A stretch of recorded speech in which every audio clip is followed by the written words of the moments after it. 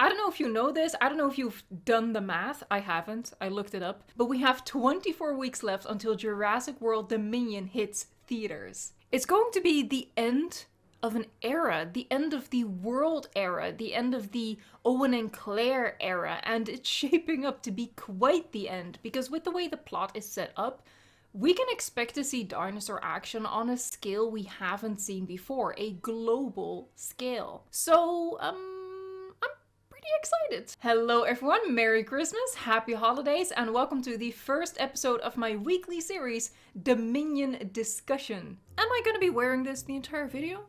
Am I? Yes.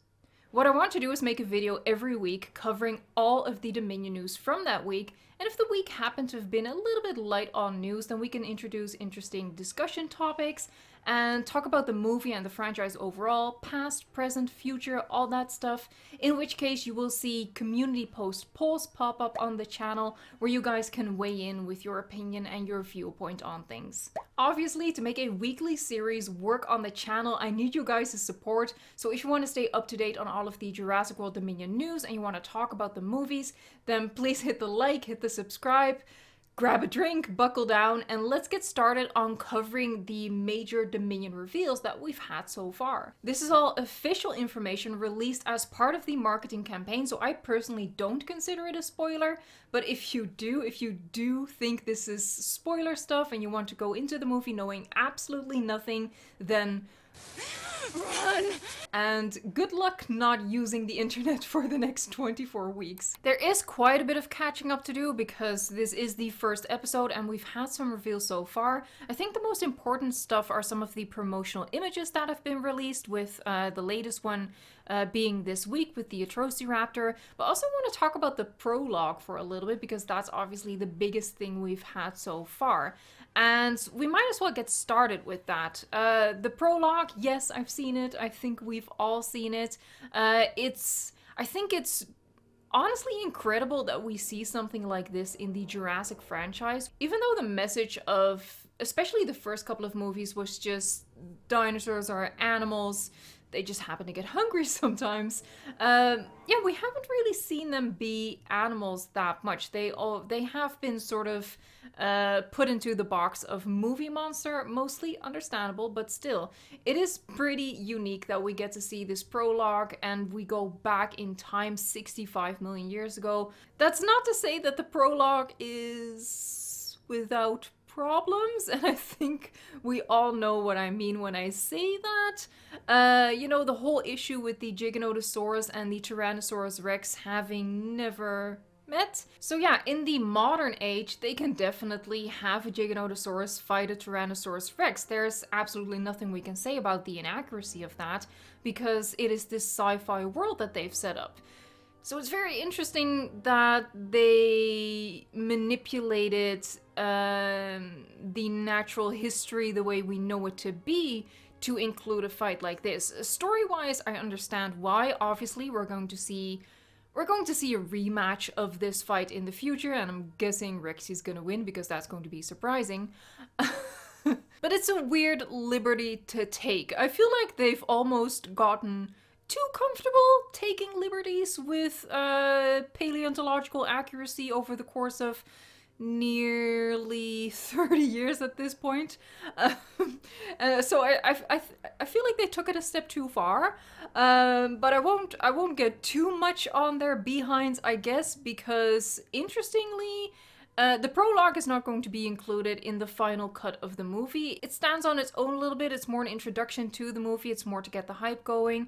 It's not actually going to be a part of the movie. So I guess that's how they avoid the more serious scolding that they would otherwise deserve. But watching it, I did think to myself, how awesome would it be to have a Walking with Dinosaurs style documentary, you know, with the modern technology, with the way CGI has advanced over the past, God, how long ago was that? I think that was the 90s as well, so at least the past 2 decades.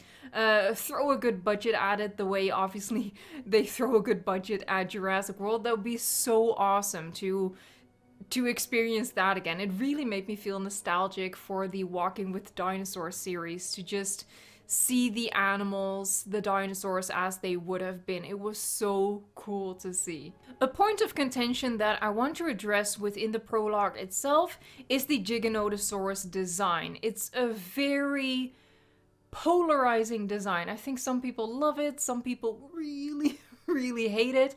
I'm sort of on the fence. I think I like it, but I also don't like it as a Giganotosaurus, if you get what I mean. It reminds me a lot of the Hypogigas from the Isle, in the sense that it's been monsterified a little bit too much. And what I feel like they probably could and should have done was give the Giganotosaurus in this prologue a more paleontologically accurate design. The same way they changed the design for the Rex a little bit. Of course, feathers have since been actually disproven, but you know, they did something different with the design there, and how they explain the differences is, well, that was a pure Tyrannosaurus Rex, and the T-Rex we see in the modern day obviously has different DNA mixed in, so that's why she and every other dinosaur looks very different from how they would have looked in the prehistoric past.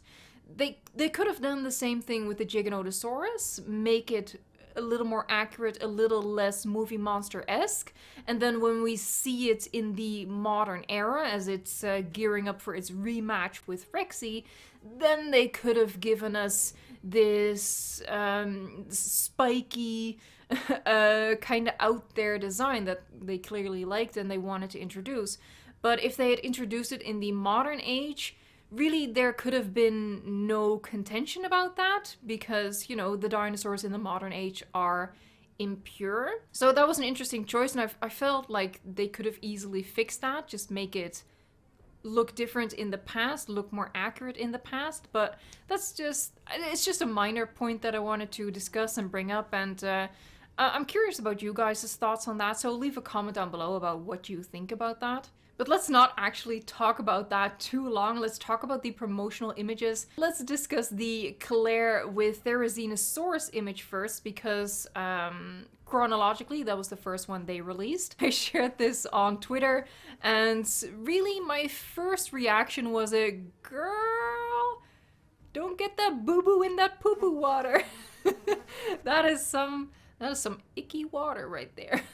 I'm super excited that we're going to see the Therizinosaurus in the movie. I've wanted this dinosaur in Jurassic World Evolution for a very long time, so I'm hopeful that it's going to make its debut now. It doesn't look to be feathered, although technically it could still be feathered. I mean, all we're seeing are the feet and the talons, so really what they could do is still add some body feathering like they did with the T-Rex in the prologue. You know, just a little bit of fluff. It is within the realm of possibility still. I won't rule it out, although it is more likely that we're going to see a bald, long-fingered chicken.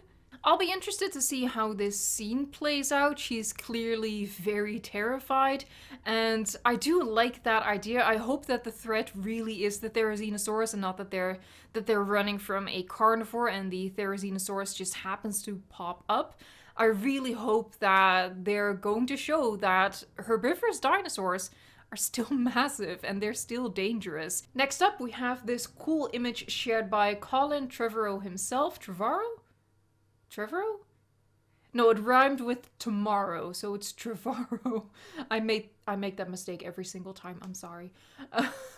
This is a beautiful Parasaurolophus. It is an animatronic, or at least a puppet. I don't know if it's an animatronic. I don't know if it's gonna move, but it's a real thing. It's really captured on film, and that makes me so excited about the movie.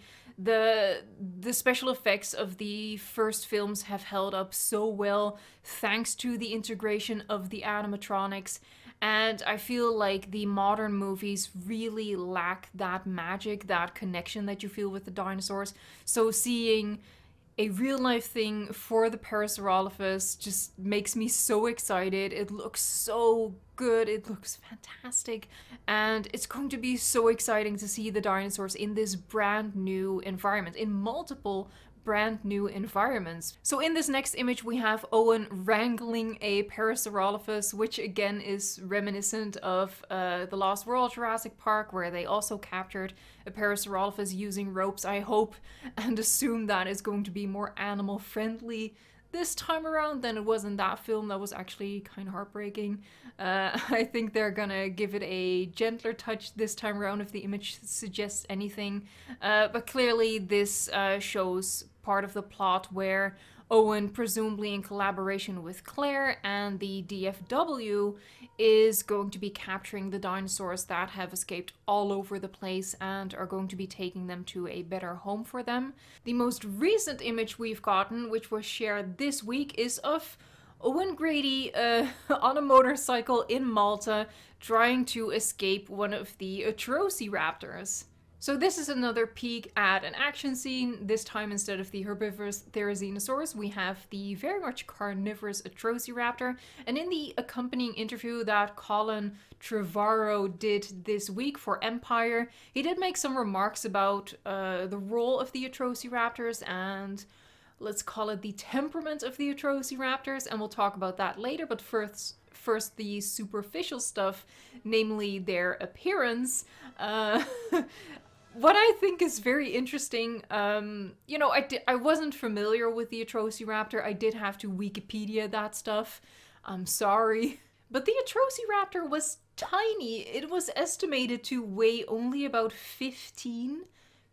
That's 15 kilograms. That's obviously a far cry from the murder monster that we're seeing in this image right now. And it's a little baffling to me. Like, why would they pick another dromaeosaur that we know to have been small and supersize it in this way when we have the perfectly fine, perfectly sizable Utahraptor just ready for the taking? It just feels to me like they're making it unnecessarily difficult for themselves or something. They were thinking to themselves, okay, we need something comparable to our Jurassic World Velociraptor to tangle with Blue. What are we gonna do? I wonder what species we could use for this. And then someone, for some reason, was like, Atrociraptor. And I'm assuming everybody else at that point went, what? I don't know why someone else just didn't raise their hand and was like, what about Utahraptor though? Doesn't that make sense? Anyway, that little side tangent over with. We have I'm guessing a new villain in the franchise. It's the Atrociraptor. It's massively oversized. It looks to be about the size of Blue, perhaps maybe a little bit bigger. Obviously, it's a little hard to tell with the perspective of things. I don't think there's that much to get into here. I do recognize this one as Ghost. It is the only one that is recognizably different from the rest of the pack. I will say I personally hope that the names Ghost, Tiger, Red, and Panthera, if I remember correctly, I do hope that those are only for behind the scenes purposes or for toy sales purposes. I don't want to have those names referenced in the movies themselves, in the movie itself, sorry. I don't want them to be some sort of murder quartet set loose by some mustache twirling villain who gave them edgy names. Because for 2 movies, I've been against the whole concept of militarizing dinosaurs, of using dinosaurs for this sort of purposes. So I want them to drop that for this movie. I want the whole idea to blow up in everyone's faces who tries to accomplish something like that, because I'm sorry, it's just so stupid to me.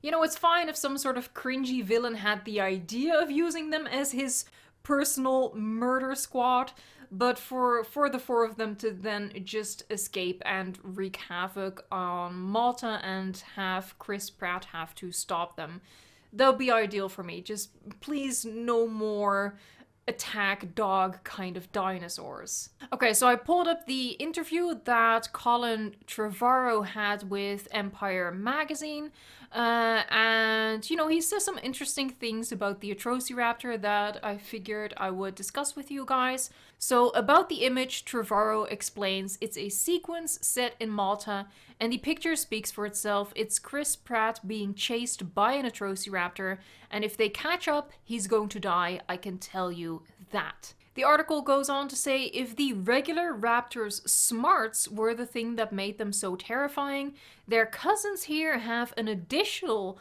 boisterousness. Let's try that again. Their cousins here have an additional boisterousness that makes them a formidable foe. Where the Velociraptor is a little bit more of a stealth hunter, the Atrociraptors are a bit more brutish, Trevorrow explains. These things will just come at you, and in this particular case, they've picked his scent, and they're not going to stop until he's dead.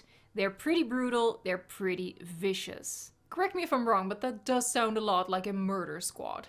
Another interesting thing that he mentioned in the article, which I thought was worth mentioning in this video, is Trevorrow says, I love the Parasaurolophus, I love the Atrociraptors. There's a little one called the Morus intrepidus who doesn't do a ton in the movie, but whenever it shows up, I always love it. So that makes me really curious about the role of the Morus intrepidus that we saw in the prologue. It was also one of the first images that they released for the prologue a long time ago at this point. It was the little dinosaur that was nibbling on the Giganotosaurus's gums. That is all the Dominion news that I had to cover for this week. I hope that you enjoyed this video. If you did enjoy the video and you want to see more like this, you like this idea of a weekly series covering Dominion as we get ready for its release, then don't forget to give the video a like and subscribe so both me and the algorithm actually know that you want to see more of this. And speaking of more of this, we're off to a great start, but I don't think I'll be able to get a video out next weekend due to the New Year's celebrations. I will be sleeping, and by sleeping I mean I will be in a food coma. I hope you understand, but I will definitely be back with more Dominion coverage. Alright, for now I want to wish everyone Merry Christmas, Happy Holidays, and I hope to see you again. Thank you so much for watching, liking, subscribing, and until next time, enjoy the hype.